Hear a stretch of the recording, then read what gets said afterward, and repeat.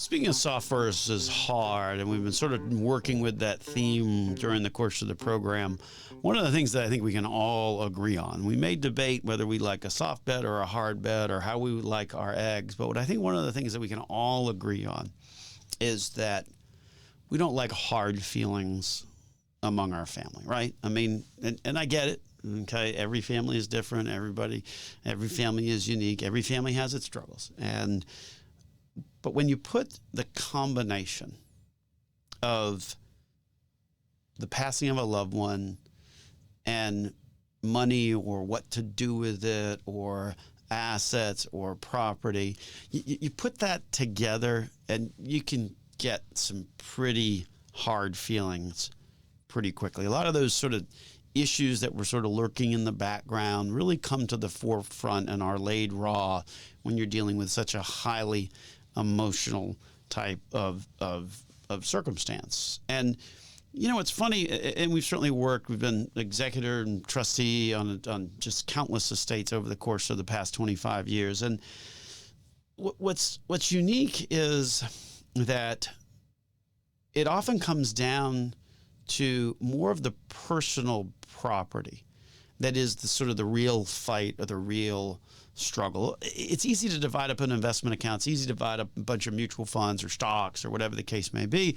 It's even easy to kind of divide up real estate, right? I mean, you get an appraisal and then that's the number and then, you know, you do the math and okay, we're going to split it out. But where it really gets a little bit more raw emotional is on the personal property side of things. And you would think that it doesn't happen there, but we find that it does. And when we talk about personal property, we're talking about things that you can physically possess. So think about silverware or china or jewelry, or maybe it's a desk or a piece of furniture, or maybe it's something from the holidays that was a fixture at many a Thanksgiving dinner or a Christmas dinner where every year mom served the turkey on the big platter that had the pretty little corn husks on it and the pilgrims and all those kinds of things. And so what we find is that it's these items of personal property that sometimes can really create a tremendous amount of strife and hard feelings among the family as people go through that. And certainly we've seen some pretty tragic circumstances of that in terms of how that plays out. I think we've certainly shared on the program before, but I was involved in one situation where we were the trustee and the executor trying to sort of work through, you know, just really some last few items of personal property. I think at the end of the day, there was like 18 items, right? So it was a whole house full of stuff. And it really kind of boiled down to like these 18 items what the three different beneficiaries ultimately wanted, but they couldn't agree. And it really got very dramatic when, you know, we're on site at the house and sort of going through this stuff and pulling aside all these different, you know, various 18 items. And one of the beneficiaries wound up kind of waving a handgun around just to kind of show that, hey, I've got a gun and we're not gonna, you know, take it if this doesn't go well or any of that. And by the way, as a trustee or executive, that's a lot more than what I bargained for. But it just really, I think, is a story that really can underscore how dramatically emotional people can become, because the whole conversation about what was over stuff that at the end of the day really didn't have any real value. No monetary value, but it had that emotional value. It had the memories associated with it. The writing desk, which was one of the 18 items, was you know, memories of Dad paying bills using that desk for years and years and years. And then there was the nativity scene that they put out at the holidays. I mean, it really monetarily did not have any value, but boy, it really had a lot of emotional content to it, because so often I think when we think about those items of personal property, we think about the memories that are associated with that, and we group those together much more strongly, I think, than like owning a stock or a mutual fund or something like that. So, and the tricky part of personal property is that it often gets overlooked, right? We talk to clients all the time about, make sure you got beneficiaries on your investment accounts. Make sure you're using a ladybird deed on a piece of property.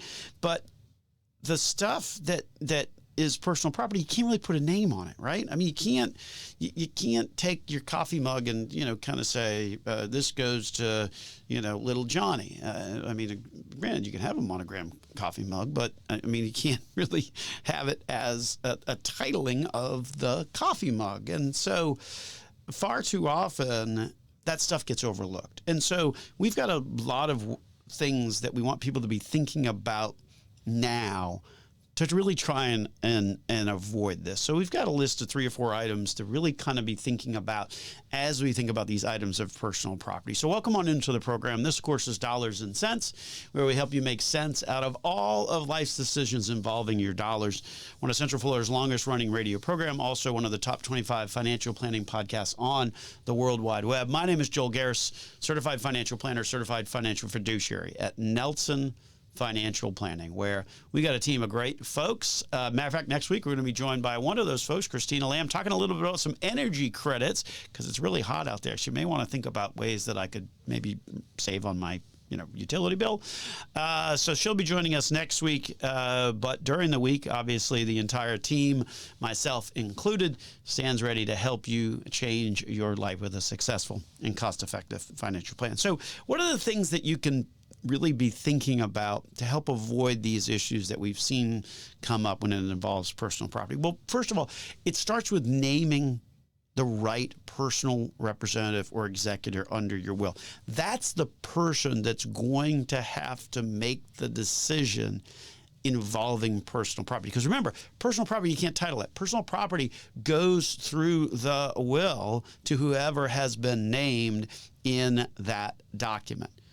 And the reality is you want to make sure that your executor, your personal representative, is somebody that isn't necessarily completely black and white because in terms of how they think, because they really are going to perhaps have to be creative, particularly when it comes to these decisions involving personal property. They got to be able to think out the box, especially if folks start fighting over, a nativity scene or writing desk or, that Thanksgiving platter.